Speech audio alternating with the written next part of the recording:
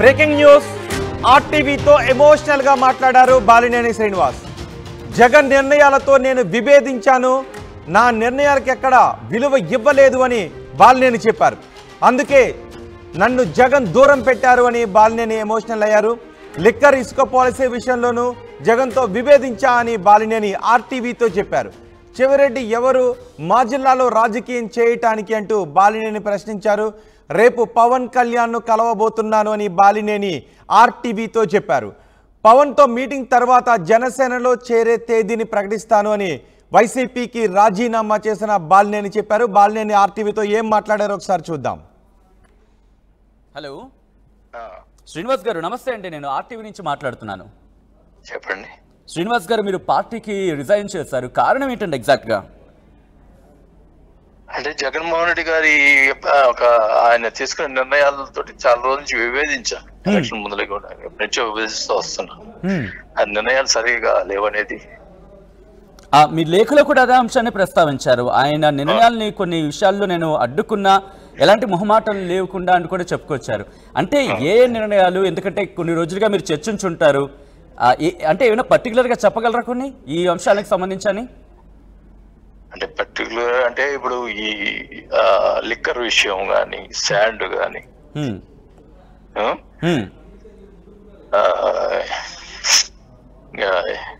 అన్ని చాలా వరకు ప్రతి విషయంలో నేను పోయి ఖండించేవాడిని.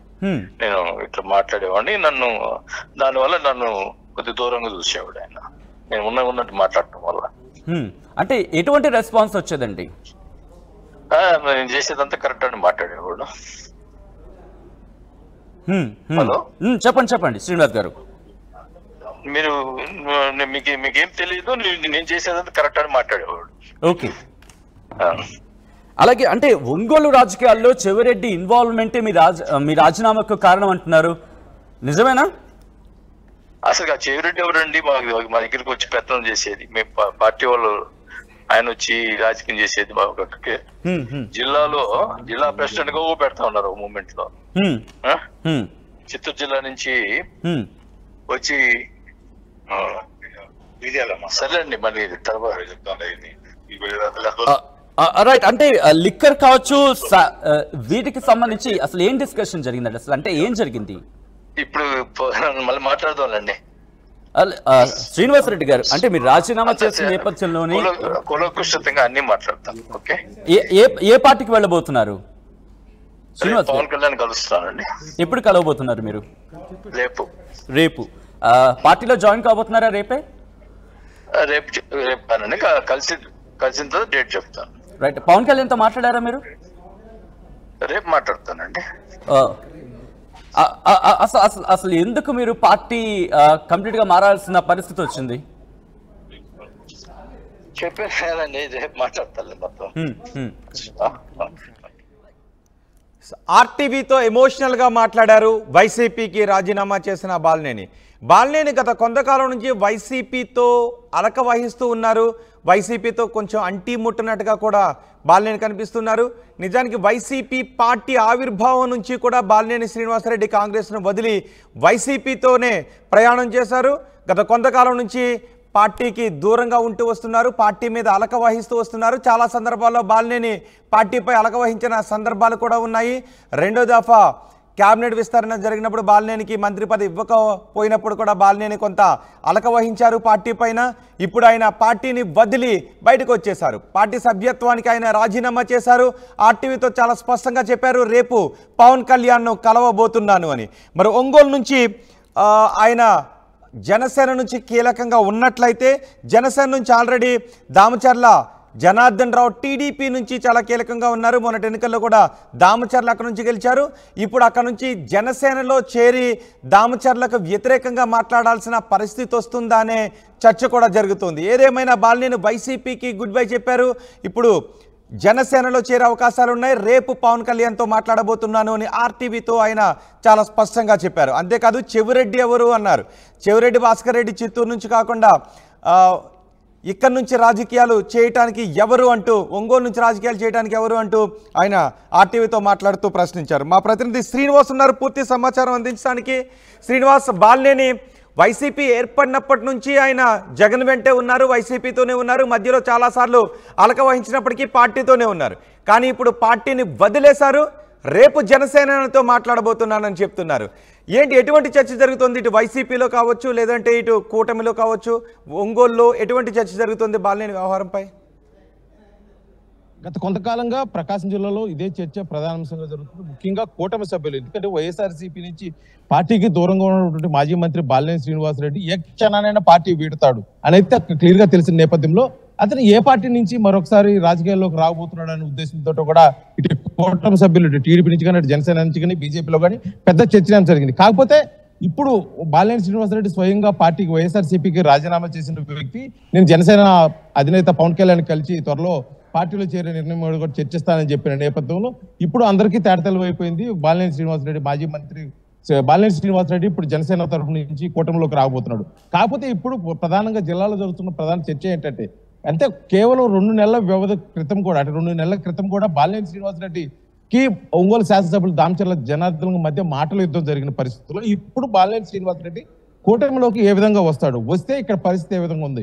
మొదటి నుంచి కూడా జనసేనలో ఉన్నటువంటి జిల్లాధ్యక్షుడు హోదాలో ఉన్నటువంటి షేక్ రియాజ్ పరిస్థితి ఏ విధంగా ఉండబోతుంది. ఎందుకంటే షేక్ రియాజ్ కూడా ఇటీవల కాలంలో గతంలో ఎన్నడూ లేని విధంగా కూడా నియోజకవర్గాల నుంచి కొంత వ్యతిరేక భావం ఏర్పడుతున్న దృష్ట్యా కూడా ఇప్పుడు బాలినేని శ్రీనివాసరెడ్డి రాకకే ఇదంతా జరుగుతుందా, ఒక ప్రీ ప్లాంట్ గా జరుగుతుందా అని చెప్పేసి కూడా మనం అనుకోవచ్చు. ఎందుకంటే గత 15 సంవత్సరాల నుంచి, అంటే జనసేన పార్టీ ఆవిర్భావం దగ్గర నుంచి కూడా ఉన్నటువంటి షేక్ రియాజ్ ఇటీవల కాలంలో అతనిపై అయితే కొంత వ్యతిరేక భావం నియోజకవర్గ స్థాయిల నుంచి ఏర్పడి ప్రత్యేకంగా ప్రెస్ మీట్లు పెట్టి వారి మీద ఖచ్చితంగా జిల్లా అధ్యక్షులు మార్చాలనే ఒక స్వరం కూడా వినిపించిన నేపథ్యంలో ఇప్పుడు బాలినేని శ్రీనివాసరెడ్డి రాక దాన్ని సుగమం చేస్తుందని చెప్పేసి కూడా ఇక్కడైతే పార్టీ వర్గాలు భావిస్తున్నాయి. కాకపోతే కూటమిలో ఉన్నటువంటి ఇప్పుడు బీజేపీ కానీ, జనసేన కానీ, టీడీపీ కానీ కూటమిలో 3 సభ్యులే కాబట్టి ఇప్పుడు ఒంగోలు శాసనసభ్యులుగా ఉన్నటువంటి స్థానిక శాసనసభ్యుడు దామచర్ల జనార్దన్ ఏ విధంగా తీసుకోబోతాడు, బాలినేని శ్రీనివాసరెడ్డి రాకను స్వాగతిస్తాడా లేకపోతే వ్యతిరేకిస్తాడనేది ఇక్కడ పెద్ద చర్చనీయాంశం. కాకపోతే జరుగుతున్న పరిణామాల దృష్ట్యా మొదటి నుంచి కూడా వీరిద్దరి మధ్య పచ్చగడ్డి వేస్తే బొగ్గుమనే పరిస్థితి. ఎందుకంటే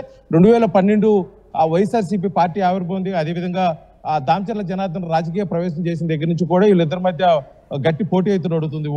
గెలుపోటములు వీళ్ళ మధ్య జరుగుతున్న పరిస్థితి. అనేక పర్యాయాలు ఇక్కడ ఎన్నికలు జరిగిన అభ్యర్థులు వీరే కావడం కూడా వీరి మధ్య ఏ విధంగా రాజకీయ పోటీ ఉండబోతుందో, అలాంటిది వీరిద్దరూ ఒకే పార్టీలో ఒకే కూటమిలో ఉండటం అనేది ఎంతవరకు సబబు, ఏ విధంగా ముందుకు పోతారు, ఏ విధంగా అభివృద్ధి వైపు నడుస్తారు అనేది కూడా పెద్ద చర్చనీయాంశం. కాకపోతే ఇప్పుడు బాలినేని శ్రీనివాసరెడ్డి మాజీ మంత్రులు చెప్తున్న విధానము ఇది గత కొంతకాలంగా పార్టీలో జరుగుతుంది. ఎందుకంటే 2019 వైఎస్ఆర్సీపీ ప్రభుత్వం ఏర్పడిన తర్వాత మొదటి కేబినెట్ లో బాలినేని శ్రీనివాసరెడ్డి విద్యుత్ శాఖ, అటవీ శాఖ మంత్రిగా ఉన్నాడు. తర్వాత 2వ కేబినెట్ విస్తరణలో పదవి కోల్పోయిన దగ్గర నుంచి కూడా ఈ గ్యాప్ అయితే ఎక్కువ ఏర్పడింది. ఎందుకంటే జిల్లా మీద పట్టు కోసం ఇటు బాబాయ్ వరుసైనటువంటి వైఎస్ జగన్మోహన్ రెడ్డికి బాబాయ్ అయినటువంటి వైవి సుబ్బారెడ్డి ఒక పక్క ప్రయత్నం చేస్తుంటే ఎన్నికలకు అధ్యక్ష పదవులు మార్చడం, అదేవిధంగా జిల్లా మీద పెత్తనం కోసం చెవిరెడ్డి భాస్కర్ రెడ్డి తీసుకున్నప్పుడు కూడా పూర్తిగా బాలినేని శ్రీనివాసరెడ్డి శ్రీనివాసరెడ్డి వ్యతిరేక పరిస్థితి. వైఎస్ఆర్ శ్రీనివాసరెడ్డి కూడా పార్టీ వీరటానికి ముఖ్య కారణం ఇటు వైఎస్ జగన్మోహన్ రెడ్డి తీసుకున్న నిర్ణయాలే అని చెప్పేసి అదే విషయం మీద అనేక సార్లు వైసీపీ రియాక్షన్ ఏంటి, వైసీపీ నేతల రియాక్షన్ ఏంటి? ఇప్పుడు వైసీపీ నేతలు అయితే కొంతమంది బాలినేని శ్రీనివాసరెడ్డి చెంతకు చేరే అవకాశం ఉంది. ఎందుకంటే బాలినేని శ్రీనివాసరెడ్డిని అనుసరించే పరిస్థితి అయితే కొన్ని నియోజకవర్గాల నుంచి ఉన్న పరిస్థితి. ఎందుకంటే 2024 ఎన్నికల్లో కూడా బాలినేని శ్రీనివాసరెడ్డి కొంతమంది కావాలని చెప్పి అతనికి శాసనసభ అభ్యర్థులుగా కూడా పేర్లు తీసుకొచ్చిన పరిస్థితి.